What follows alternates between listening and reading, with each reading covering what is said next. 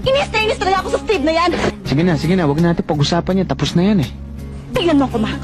Pinagnasaan niya ako. Ibig sabihin, maganda pa ako. Diba? Tingnan mo ako. Oo, kaya nga magpasalamat ka. Nandun ako.